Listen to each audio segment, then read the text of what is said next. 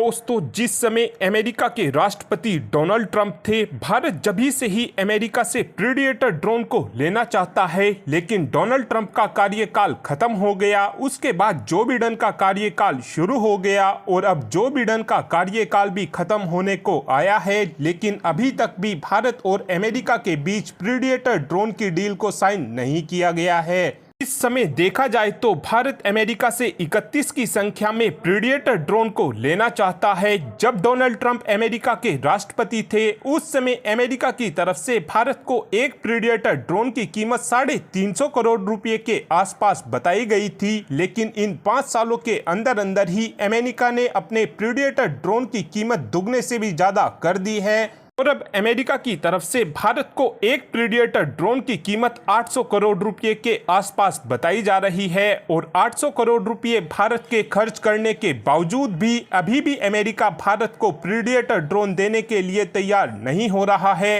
America की इस हरकत को देखते हुए और भारत की तीनों ही सेनाओं की जरूरत को देखते हुए आज रशिया की भी एंट्री हो चुकी है और रशिया ने आज भारत को अपना ओरियन ई नाम का ड्रोन ऑफर किया है। साथ में रशिया का भारत से ये भी कहना है कि अगर भारत हमारे ओरियन ई ड्रोन को लेता है तो इस ड्रोन की मैन्युफैक्चरिंग भारत के अंदर ही कराएंगे। साथ में रशिया का ये भी कहना है कि इस ड्रोन की टेक्नोलॉजी भी हम भारत के साथ शेयर करेंगे और भारत हमारे इस ड्रोन के अंदर 80% तक स्वदेशी कंपोनेंट का इस्तेमाल भी कर सकेगा। रशिया की तरफ से अपने इस ओरियन ई ड्रोन की कीमत भी भारत को प्रीडेटर ड्रोन से 60% कम बताई गई है, यानी कि हमको जो ये ओरियन ई नाम का ड्रोन है, इस ड्रोन की कीमत 320 करोड़ के आसपास पड़ने वाली है। ओरियन ई ड्रोन की कुछ खासियतों की बात की जाए तो ये ड्रोन अपने साथ में 250 किलोग्राम तक के पेलोड को लेकर जा सकता है, जिसमें हम इस ड्रोन के अंदर 20-20 किलो के 6 बमों को लगा सकते हैं।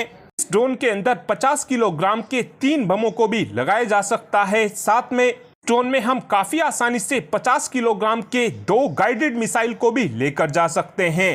ड्रोन की लंबाई की बात की जाए तो इस ड्रोन की लंबाई 26 फीट के आसपास होने वाली है और इस ड्रोन के पंखों की चौड़ाई 52.6 फीट होने वाली है। ऊंचाई इस ड्रोन की 9.10 फीट होने वाली है और स्पीड इस ड्रोन की 200 किलोमीटर प्रति घंटा होने वाली है और 120 किलोमीटर प्रति घंटा की रफ्तार से ये ड्रोन हवा में अपनी पोजीशन को काफी आसानी से बदल भी सकेगा।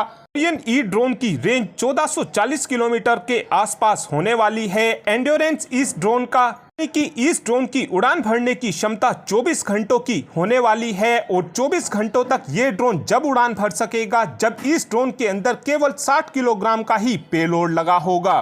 जैसे जैसे इस ड्रोन के अंदर वजन का ज्यादा होता चले जाएगा, ऐसे ऐसे ही इस ड्रोन की रेंज भी कम होनी शुरू हो जाएगी। ड्रोन को हम 24,500 फीट की ऊंचाई तक काफी आसानी से उड़ा सकते हैं और सबसे खास इस ड्रोन की यह बात रहने वाली है कि इस ड्रोन के अंदर कम्युनिकेशन सिस्टम लगा होगा।